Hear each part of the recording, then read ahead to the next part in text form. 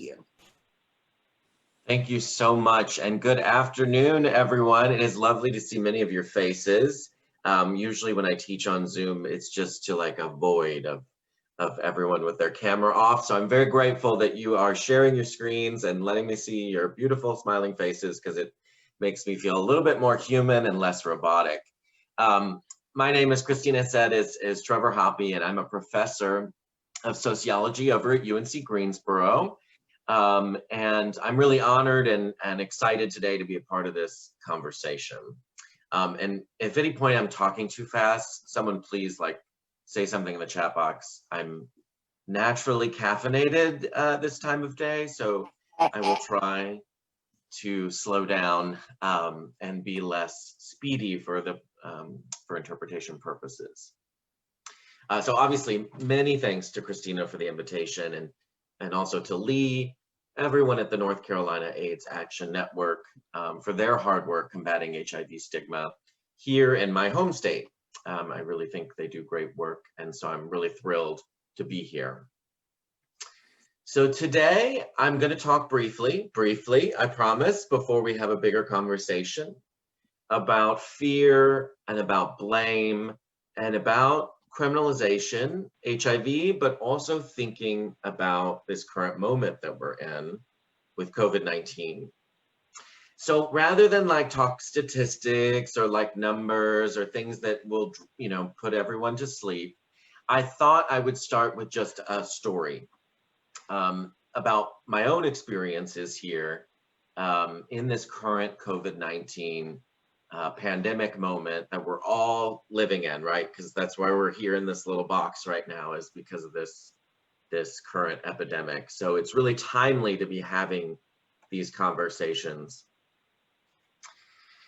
A friend of mine in Charlotte, that's where I live, recently sent me an invitation. He wanted me to co-moderate a new Facebook group. What was the purpose? Well, he wanted to create a group to post photos of people that he encountered in public who were not wearing masks in order to publicly shame them for their bad behavior, in his view. He was pissed off, outraged, furious that he would go out in public, go on a walk, go to the supermarket, run errands, and he would encounter these people not wearing masks, standing too close, making him uncomfortable. And he wanted me to kind of facilitate this, to co-sign this in this new group that he was starting. So I had a couple of reactions, right? First, a little sympathetic. I mean, I get it. I was recently at a grocery store and there was a man standing pretty close behind me, and he didn't have a mask on. I did, and I felt uncomfortable, right? My skin, the hair on the back of my neck kind of prickled. And I bet we're all kind of experiencing some version of this during COVID-19. Many of us are scared, and the impulse to point the finger at, the guy behind me or anyone else who's not acting in a way that we think is responsible is really strong. That impulse to just point that finger. So that was my first reaction, right? I get it. I know where he's coming from. And the second reaction is, it's like, do you know me at all? Are we friends? Are we really, do you know who I am? And that's because in 2017, I published a book, and basically the whole premise and point of the book is to argue that blame and shame is counterproductive to fighting epidemics. It's a whole book. And that was the point. But, ego trip aside, right, stepping back, I sat down to kind of think through, how do I communicate to this friend that maybe this isn't the best strategy? Maybe this isn't, the kind of thing we ought to be doing in order to combat COVID-19. But before I could even do it, my husband jumped into this group chat and took the reins. And Julie, thank you. The name of the book is Punishing Disease. I'll post a link to it here in a bit on the chat box. So my husband jumped in and, just thank God for partners for doing these heavy lifting moments. And he explained to my friend, Ken, better and with a bit more patience than I might have. So no, we could not be co-moderators of this group. And my husband asked him, what was he hoping to accomplish? And my friend said that he wanted to call people out for their bad behavior and a pandemic. And then my husband really asked the tough question, the real question: do you think that's the best way to reach those people? Do you think that's gonna have an effect on their behavior? It is really tempting right now and in general to blame other people when we're scared. We think we are doing everything right, or as right as we can, and there are just these other people over here who aren't, right? We think we are doing what we can, other people maybe not so much. But the truth is always more complicated. None of us are saints or robots, right?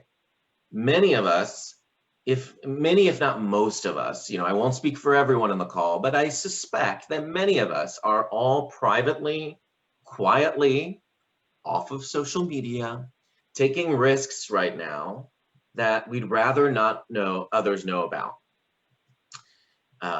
I will confess, right? I will take the confessional. I recently had dinner with my parents. It was indoors. We didn't wear masks. I didn't take a picture of that, and I certainly didn't post it on Facebook because I can imagine the response that I would get. Now, granted, it was my home, right? There are precautions that we took. We weren't out at a restaurant. No one else was there. It was just me and my parents, yada, yada, yada, right?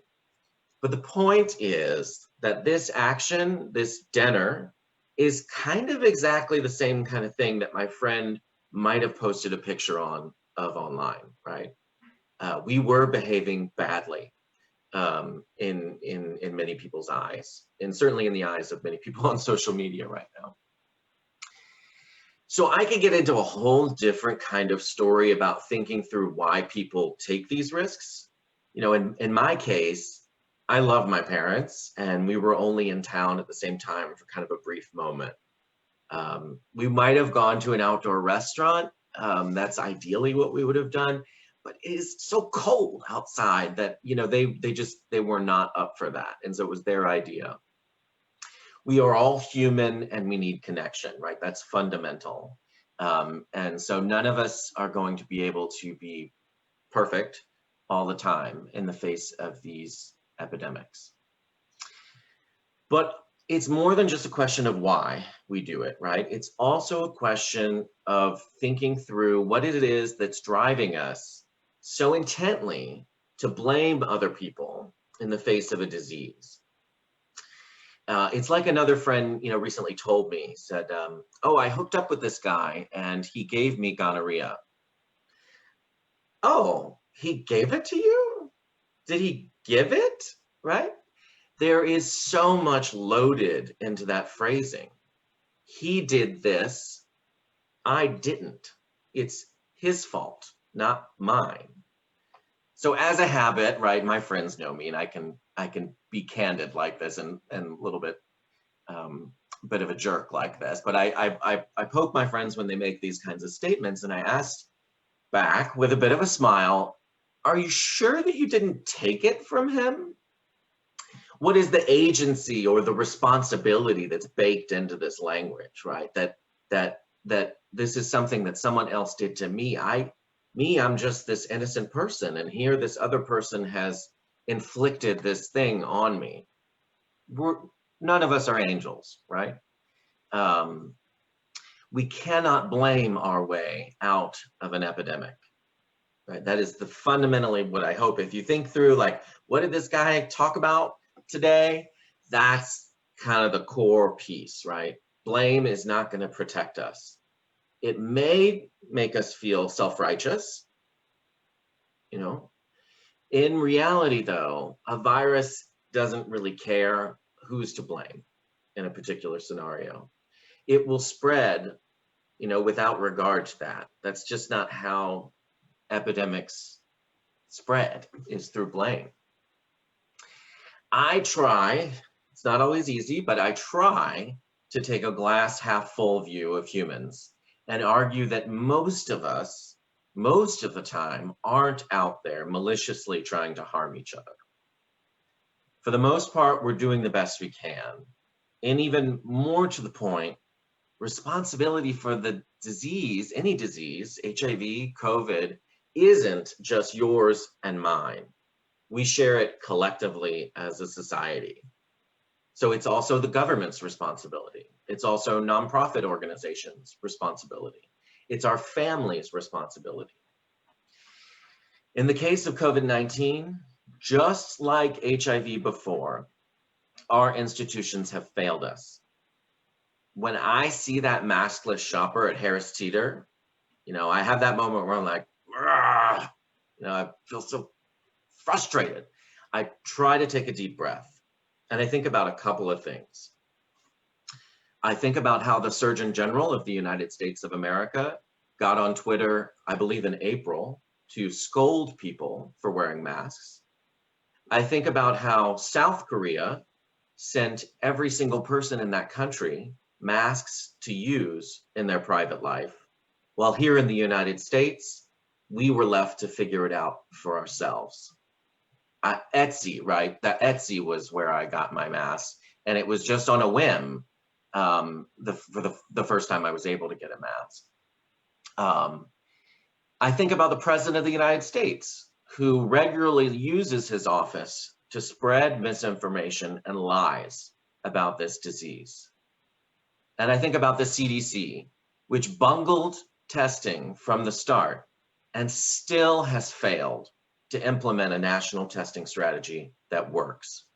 The last time I got tested a little over a month ago, my test results came back 17 days later. 17 days.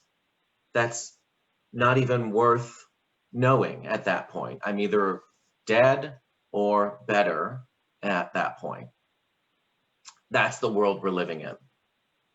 Our systems have failed us, just like those same systems failed gay, bisexual, and men who have sex with men, and injection drug users and sex workers in the 1980s, while tens and then hundreds of thousands died.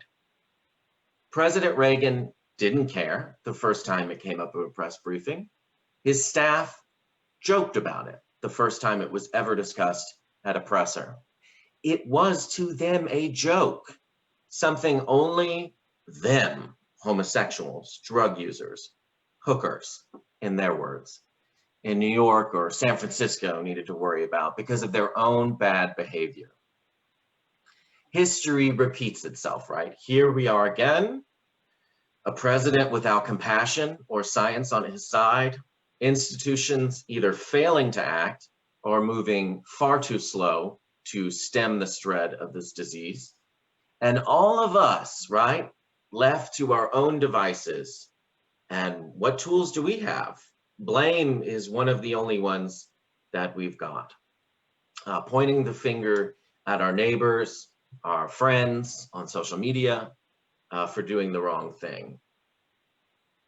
Because all the other things that should have happened, have failed. And we're sort of left as individuals to do whatever we can to protect ourselves. So when that impulse to blame takes over, I just have one, piece of advice. Look up. I mean, not literally into the sky, right? But think beyond the you and me, right? The individual. Think about all the companies, right? The Harris Teeters of the world that aren't, enforcing mask policies. The governments that aren't, helping people get access to masks and doing testing effectively. And, sometimes the NGOs as well that maybe aren't stepping in to do the work that we could be doing as best we can to shape all these things that we see happening in our day-to-day lives. We all share the blame, right? Me, all of us, right? I'm not sort of suggesting any of us get out of this without culpability. It is our shared responsibility. It's not just the responsibility of that guy at the grocery store who's creeping up behind you, right? It's more than that. It's bigger than that. And so that's fundamentally why I think the criminal justice system is almost always the wrong tool for the job when it comes to combating infectious disease. Now, granted, there are rare cases when someone is out there to harm. And I'm not so radical as to sit here and say that there's no situation in which someone might need to be held to account for their actions. If you know, right, I believe that they were acting with malice and in a way that actually posed a threat. Those kinds of cases are so rare. I have studied this. I have read thousands of cases, right, in the United States in which people with HIV were prosecuted for failing to disclose their status to partners. In states outside of North Carolina, usually that means a felony, and felony records obviously shape the rest of your life in many ways. A very harsh punishment, long prison sentences. And then if you just looked at the news headlines, you'd think that these folks who have been prosecuted were uniformly kind of psychotic killers who were hell-bent on infecting, murdering their partners. The truth, when you read below the headline, is always less salacious, right? The media loves this kind of stuff. It's red meat for them.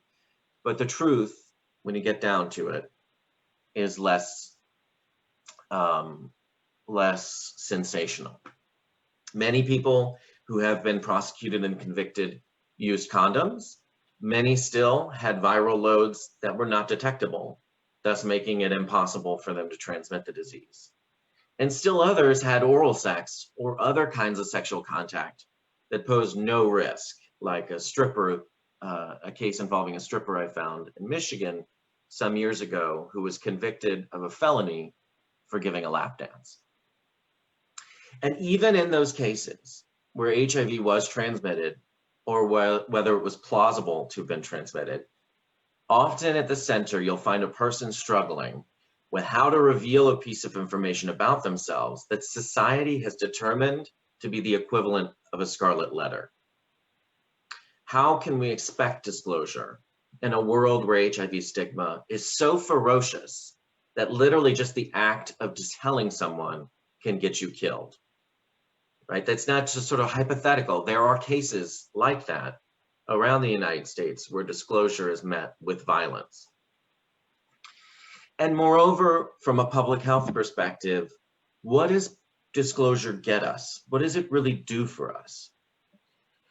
For many people not living with HIV, the law kind of acts as a way to keep us feeling like the responsibility is on them, people living with HIV, to protect us, people not in this sort of setup. But of course, this is kind of a false security blanket. Most HIV infections are the result of having sex with someone who didn't yet know that they were positive because they hadn't been diagnosed yet. Condoms or pre-exposure prophylaxis, PrEP, are far more effective than disclosure from a public health perspective. Disclosure we may think it's the right thing to do or a good thing to do. But from a public health perspective, it's not a strategy for protecting ourselves or, our lovers for the sake of HIV prevention.